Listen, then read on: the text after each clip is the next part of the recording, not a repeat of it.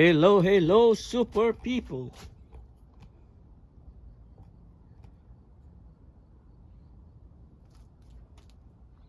Today is nice and hot. Update ko lang yung tanim kong upo.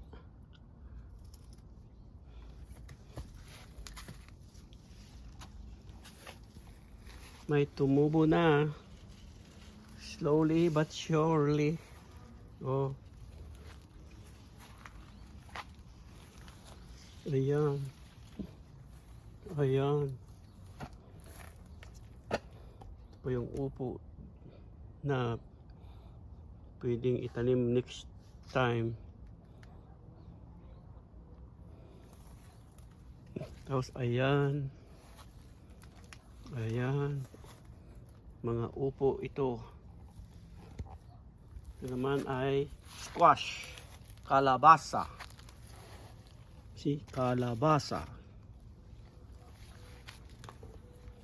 Kalabasa ito.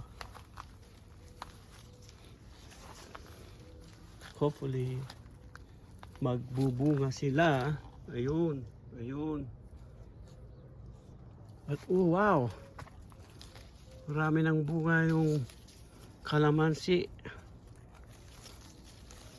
Bagong kalamansi tree namin. Oh.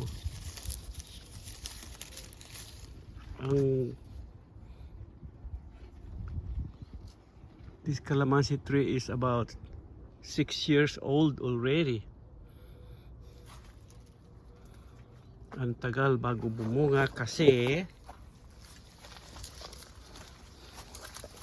buto na itinanim. After 5 years saka sila bubunga kung buto ang itanim.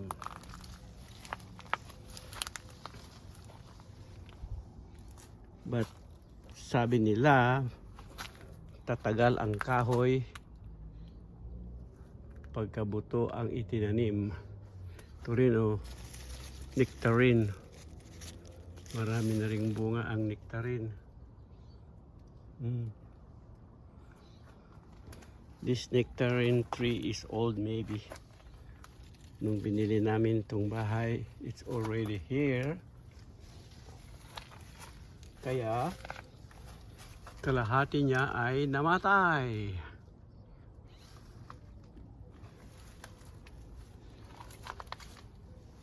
And this is my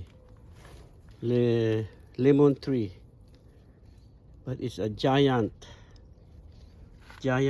lemon tree.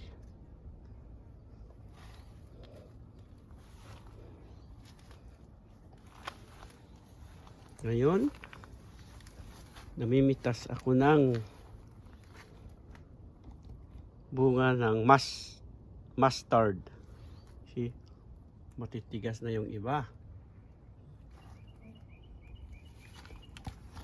Kunin lang yung hindi matigas.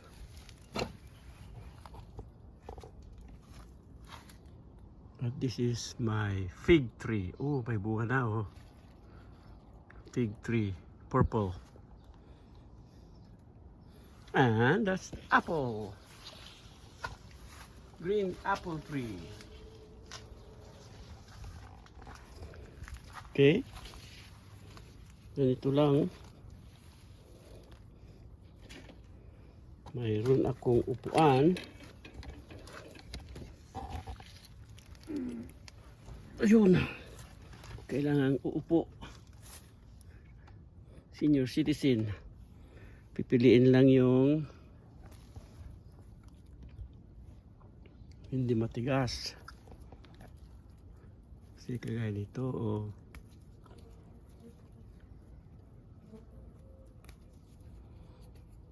Kasi pag matigas na ang tigas ng buto nito,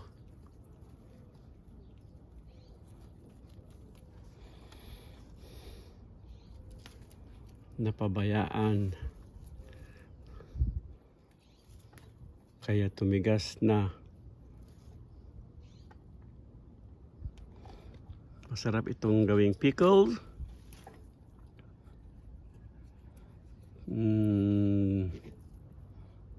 Pwede ring inabraw. Pwede ring just steam it or boiled it and put some onion. A little bit of maybe bagoong. Bagoong is life.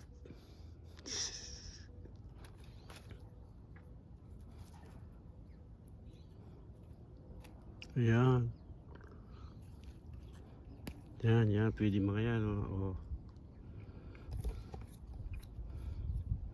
Next year, mas marami na naman tutubo. At ang dahon nito ay masarap. Lagay sa sinigang or kilawin. Perling! Ang dahon ay pwedeng kilawin. Pwedeng ilagay sa sinigang.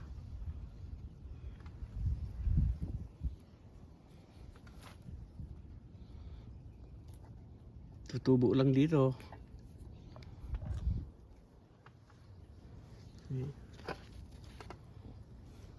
Daming bunga na sayang pero it's okay. Tutubo sila next time.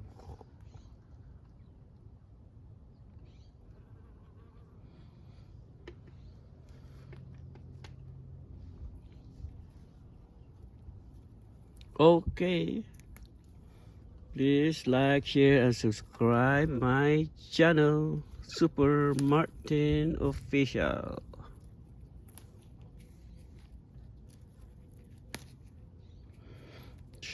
Another short video.